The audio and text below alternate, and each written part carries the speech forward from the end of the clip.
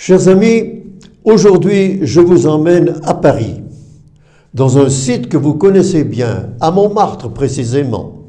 Cette basilique avec la Tour Eiffel, Notre-Dame et peut-être la place de l'Étoile est une des marques identitaires de celle qu'on appelait la ville lumière. Bon voyage. Mais ce n'est pas pour être un guide touristique que je vous en parle aujourd'hui.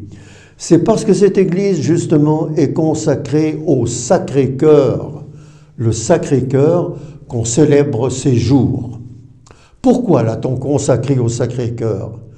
Pour expier, disait-on, à cette époque-là, à la fin du XIXe siècle, les fautes et les outrages qui avaient été commis pendant la Commune de Paris, et peut-être même déjà pendant la Révolution et au cours du XIXe siècle, les outrages qui avaient été faits à Jésus et plus exactement à son amour.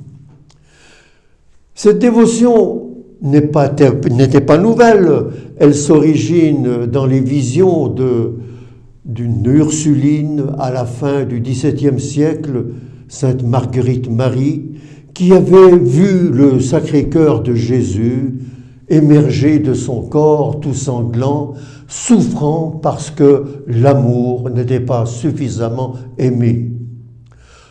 Bien, vous avouerez peut-être que cette dévotion est archaïque et qu'on peut la reléguer au musée. Alors pourquoi maintenir cette fête? Qu'est-ce qui nous en reste aujourd'hui? Bien, je vous dirai deux choses, ou plutôt deux vérités, qui nous sont rappelées par l'Écriture. La première, c'est qu'un amour nous a précédés.